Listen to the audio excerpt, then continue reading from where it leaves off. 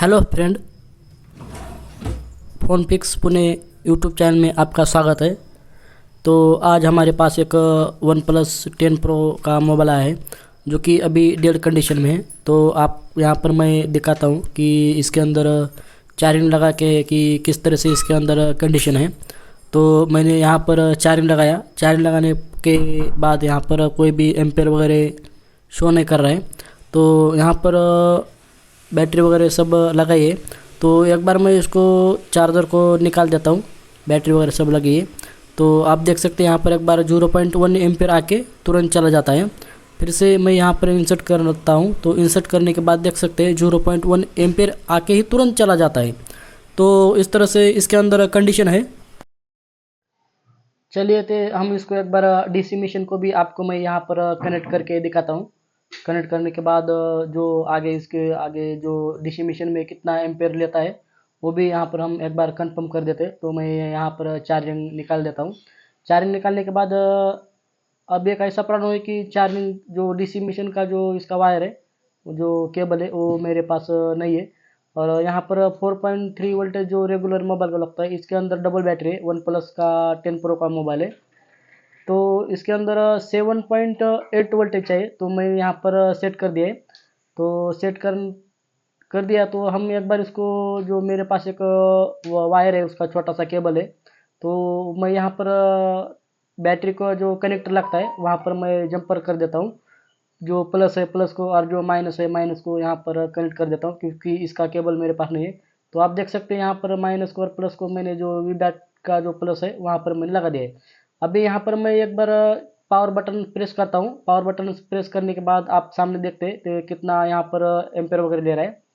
तो आप देख सकते हैं यहाँ पर 580 या 430, ये मेरा जो इसका डीसी का के ये है डिजिट, तो ये हमारा 5 डिजिट का है। इसकी वजह से वो इतना दिखा रहा है। ये लास्ट का जो जीरो है वो छोड़ देने का, यानी इसका लो बूटिंग का प्रॉब्लम है। यानी 53 48 53 48 इतना इसके अंदर करंट बह रहा है। तो चलिए हम इसको देखते हैं एक बार कि क्या कंडीशन है। तो यहाँ पर आप मैक्रोस्कोप में मैं यहाँ पर आपको दिखाई देगा होगा अच्छी तरह से भी, फिर एकदम क्लियरिटी वगैरह है मेरे मैक्रोस्कोप की थोड़ी बहुत। तो आप देख सकते हैं साइड में मैं मल्टीमीटर इसको यूज़ किया है, यहाँ पर आप देख सकते हैं। तो पहले मैं यहाँ पर डायोड मोड में सेलेक्ट कर देता हूँ कि जो बैटरी कनेक्टर है, बैटरी कनेक्टर में यहाँ पर प्लस को माइनस को यहाँ पर चेक कर देता हूँ। तो प्लस पे चेक किया तो 489 यहाँ पर रीडिंग आ रही है। तो वहाँ पर फॉरवर्ड बाय में रिवर्स बाय में दोनों तरफ चेक किया, तो ये दोनों यानी बैटरी का जो है वहाँ पर प्राइमरी लाइन, तो यहाँ पर प्राइमरी लाइन हमारी सही है। चलो कोई प्रॉब्लम नहीं। तो आगे हम इसका जो क्लॉक डाटा दोनों यहाँ पर चेक करेंगे। वही कभी कभी शॉर्टिंग होने की वजह से भी जो प्रोटोकॉल है उसमें दिक्कत आती है। तो चलिए हम एक बार इसको स्टेप बाय स्टेप आगे चेक करते हैं कि कहीं ना कहीं हमको शॉर्टिंग मिलेगी या लीकेज मिलेगा, या हम सब यहाँ पर चेक करेंगे। या आप देख सकते हैं बैटरी पे क्लॉक और डाटा यहाँ पर यूज़ किया गया है। ये 7.8 इतनी बैटरी वोल्टेज इसके अंदर लगता है, तभी ये मोबाइल ऑन होता है।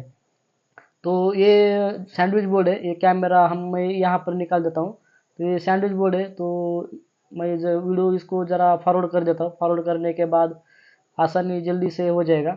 तो चलिए केबल वगैरह मैं यहाँ से निकाल देता हूँ। निकालने के बाद देखते हैं कि इसके अंदर क्या कंडीशन है।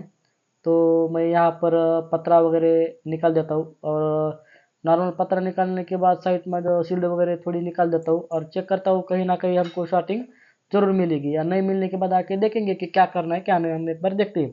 तो चलिए मैं इसको डायोड मोड में सेलेक्ट कर दिया है। तो सेलेक्ट करने के बाद मैं चेक कर रहा हूँ, तो कहीं ना कहीं मुझे शॉर्टिंग तो नज़र नहीं आ रही है। फिर से हम दूसरी तरफ इधर उधर हम चेक करेंगे सब जगह पर, जितनी जगह हमको शील्ड उतारी हुई या निकाली हुई यहाँ पर हम चेक करेंगे। चेक करने के बाद पता चलेगा।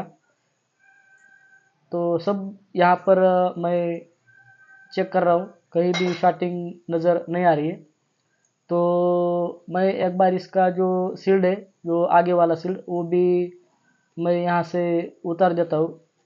जो पावर आईसी लगी है, या साइड में आपको पावर आईसी भी दिखाई दे रही होगी, तो वहाँ पर भी चेक कर देता हूँ मैं। आपको सब जगह मैं यहाँ पर मल्टीमीटर घुमा रहा हूँ, तो भी मुझे यहाँ पर कहीं शॉर्टिंग नज़र नहीं आ रही है।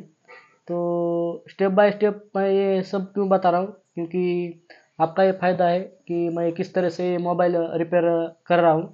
मैं भी इस तरह से, आप भी इस तरह से मोबाइल रिपेयर किया तो आपको समझ में थोड़ा आसानी हो जाएगा, मोबाइल जल्दी से रिपेयर हो जाएगा।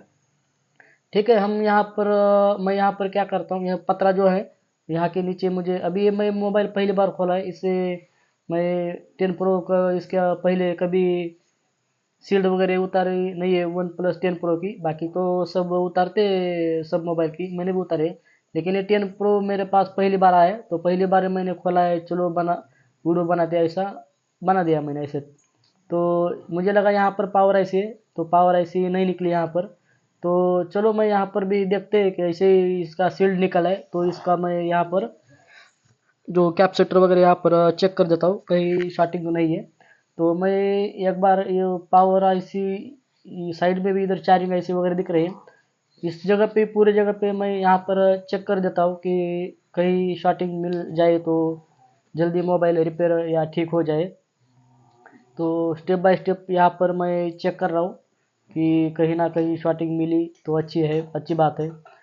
नहीं मिली तो हम सीधा प्रोसेस आगे देखेंगे कि क्या क्या प्रोसेस है इसका।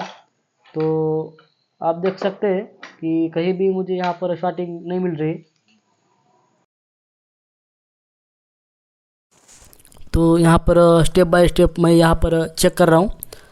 तो यहाँ पर कोई कैप वगैरह शॉर्ट नज़र नहीं आ रहा है।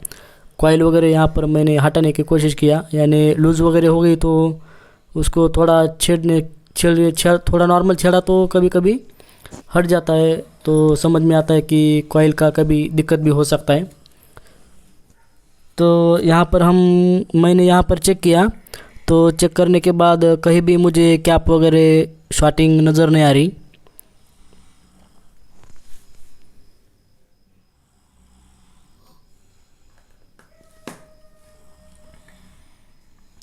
और जो इतना जो शील्ड हमने उतारे, जिस जिस जगह पे कैप हम नज़र आ रहे, वो सब कैप हम स्टेप बाय स्टेप यहाँ पर डायोड मोड में चेक कर रहे। चेक करने के बाद देखते हैं, और जितने मैंने यहाँ पर ये पत्र निकाला है, जितने हमको इजी दिखते हैं, जहाँ पर ओपन दिखते हैं वहाँ पर हम चेक करते हैं। तो मल्टीमीटर को मैंने डायोड मोड में सेलेक्ट कर दिया है और इसको मैं चार्जिंग लगा के चेक किया, तो आप देख सकते हैं 1.2 और 1.1 यहाँ पर वोल्टेज स्टेबल आ रहा है। तो इस जगह पर भी इधर तो नहीं आ रहा है, इस जगह पे इस साइड में हम देखते हैं, तो इस जगह पे 2.9 इतना वोल्टेज आया था। तो मेरे ख्याल से वोल्टेज तो बक जो वोल्टेज है वहाँ पर जनरेट नहीं हो रहा है। बाकी जो पावर आईसी वगैरह यहाँ पर शॉर्टिंग वगैरह नहीं है, क्योंकि कूल टेस्टिंग में मैंने चेक किया था। तो कहीं कहीं जगह पे, जो इस जगह मुझे दो जगह पे ऐसा वोल्टेज मिला, 1.4 और 1.2। तो हो सकता है ये सीपीयू की दिक्कत हो, तो मैं यहाँ पर सीपीयू निकाल देता हूँ। मैं सीपीयू की दिक्कत किस लिए बोल रहा हूँ, क्योंकि जितने भी यहाँ पर बक मैं सीपीयू के अगल बगल में चेक किया, बाजू में चेक किया, तो कहीं भी मुझे एक भी बक जो पावर आईसी के आउटपुट में जो बक रहे थे, यहाँ पर सीपीयू के बाजू में जो रजिस्टर है, कॉइल रजिस्टर है और कैप है, उन पर भी एक पर भी नज़र नहीं आया। तो मैंने उसको कूल टेस्टिंग हॉट टेस्टिंग में चेक किया, तो कहीं भी मुझे वोल्टेज नज़र नहीं आया। खाली जो शील्ड ऊपर का पत्रा निकालता वहीं पर खाली 1.8 और 1.9 इतना तक यहाँ पर वोल्टेज मुझे नज़र आया था। तो शायद ये सीपीयू ड्राई शोल्ड होने की वजह से भी जो बक लाइन है, वो बक लाइन जो एक भी यहाँ पर जनरेट नहीं हो रही, तो इसलिए मैंने यहाँ पर सीपीयू निकालना चालू कर दिया है। तो देखते हैं, सीपीयू निकालने के बाद भी हमारे यहाँ पर बक जो है, अब सीपीयू के आजू बाजू में देखेंगे कहीं ना कहीं हमको बक वगैरह जनरेट होते कि नहीं, एक बार चेक कर देते हैं। यहाँ पर बक वगैरह 0.7, 0.9, 1.1, 2.9 ऐसे बक पावर आईसी से निकल के सीपीयू में जाते हैं। तो हम सीपीयू के आजू बाजू में जो कॉइल रजिस्टर लगी है, यानी कैपेसिटर लगा है, वहाँ पर मैं एक बार चेक कर देता हूँ। चेक करने के बाद यहाँ पर सीपीयू मैंने यहाँ पर निकाल दिया है।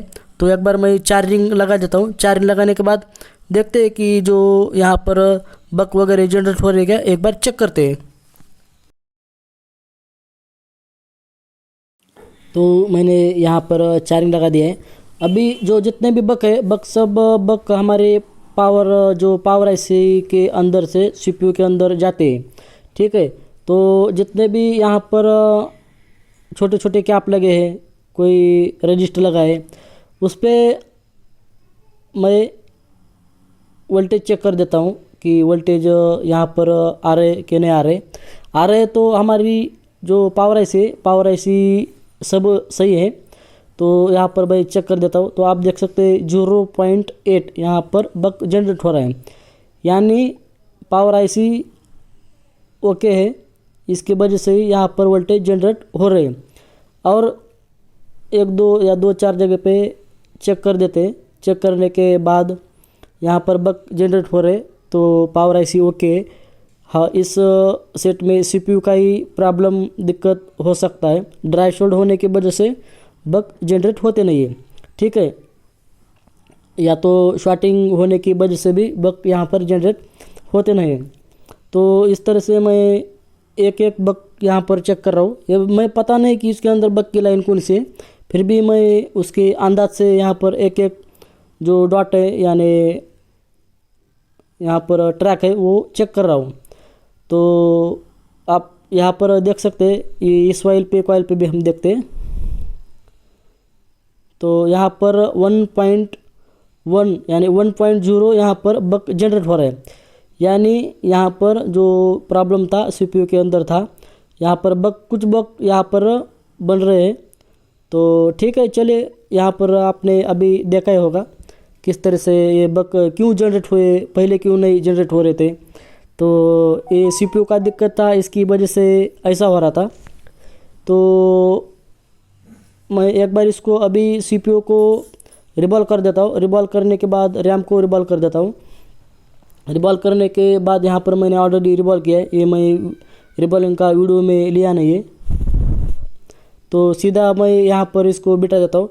बिठाने के बाद इसके अंदर बग अभी जो स्टेबल थे, वेरिएशन हो रहे थे, अभी स्टेबल होगा बनता है। अभी स्टेबल हो गए, जो इसके बग स्टेबल हुए तो समझ में आएगा कि हमारा जो सीपीयू है यहाँ से अच्छी तरह से बैठा है। तो देखते हैं, सीपीयू यहाँ पर बिठा दिया है लगभग।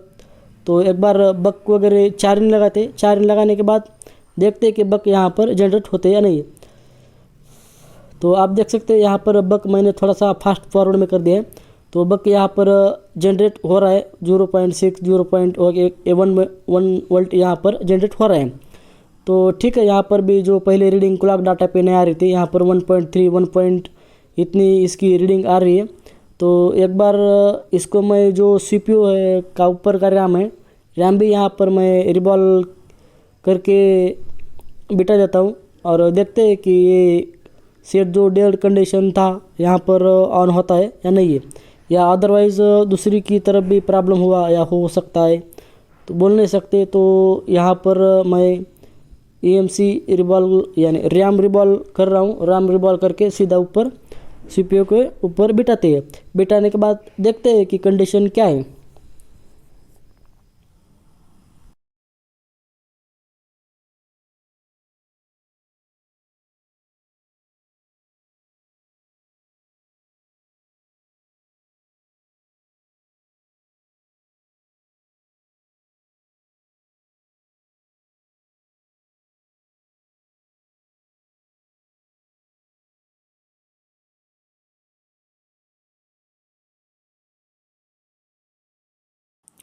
तो रैम यहाँ पर मैंने बिठा दिए। तो चलिए चेक करते इसके बग अभी भी जनरेट हो रहे क्या नहीं। यहाँ पर जो वीबैट का है यहाँ पर वोल्टेज चेक करते हैं। यहाँ पर देख सकते हैं जो भी अभी इसके अंदर बग जनरेट हो रहे शायद। तो मैं यहाँ पर DC मिशन का वायर यूज़ कर रहा हूँ यानी केबल यूज़ कर रहा हूँ। और देखते हैं, अभी मैं दूसरे मोबाइल में लेता हूँ इसको देखने के लिए। तो मैंने यहाँ पर डीसी मशीन का प्लस को और माइनस को माइनस लगा दिया और डीसी मशीन पे 7.8 वोल्टेज रख दिए। तो यहाँ से मैं पावर बटन प्रेस करता हूँ। देख सकते हैं पावर बटन प्रेस करने के बाद 200, 300, 150 करीब करीब यहाँ पर रीडिंग शो हो रही है। 127, 177, 263, 284, 85 यानी 100 से 300 तक यहाँ पर वेरिएशन हो रहा है। क्यों हो रहा है ये मैं बताता हूँ, क्योंकि ये डीसी मशीन पे ये मोबाइल चालू होता नहीं है। इसके अंदर एक तो चार्जिंग कम भी हो सकती है, बैटरी पे चालू होना है तो, क्योंकि डेढ़ मोबाइल 2-3 दिन से बंद था शायद। तो मैं ये केबल निकाल देता हूँ। केबल निकालने के बाद सीधा मैं बैटरी पे भी इसको चालू करने की कोशिश करूँगा। चलिए तो मैं यहाँ पर बैटरी लगा देता हूँ और जो हमारा रेड वाला जो प्रोड है यानी केबल है, यूएसबी केबल, हम यहाँ से इंसर्ट करेंगे। इंसर्ट करने के बाद देखते हैं कि पहला 01 आके तुरंत चला जा रहा था। तो इस तरह से अभी यहाँ पर केबल मैंने इंसर्ट कर दिया है, आप देख सकते हैं। तो 0.2, 0.6 यहाँ पर एम्पेयर ले लिए। आप देख सकते हैं यहाँ पर OnePlus का लोगो आ चुका है और एम्पेयर भी 0.9 यानी 1.1 एम्पेयर भी ले लिया है। तो इस तरह से एक CPU ड्राई शोल्ड या CPU के अंदर ड्राई शोल्ड यानी शॉर्टिंग हो या डिस्ट्रॉय हो, कुछ तो प्रॉब्लम होने की वजह से जितने भी बग है ये बग सब बंद हो जाते हैं। इस तरह से इसके अंदर प्रॉब्लम था। तो ज़्यादातर इसी तरह से जितना हो सके उतना इजी दिखता है। कैपेसिटर रजिस्टर जो दिखते हैं वो स्टेप बाय स्टेप चेक करिए। कूल टेस्टिंग में चेक करने के बाद शॉर्टिंग वगैरह कहीं नज़र नहीं आ रही तो सीधा CPU यहाँ पर निकालना पड़ेगा। CPU निकालने के बाद सीधा दूसरा काम जो है बक जनरेट हो रहे तो अच्छी बात है। बक जनरेट नहीं हो रहे तो सीधा हमारा जो पावर आईसी है, पावर आईसी के पास प्रॉब्लम हो सकता है बक जनरेट नहीं हो रहे तो इस तरह से इसके अंदर प्रॉब्लम ढूंढना थोड़ा सा आसान है। इतना भी कोई क्या बोलते हैं उसको, तकलीफ का काम नहीं है।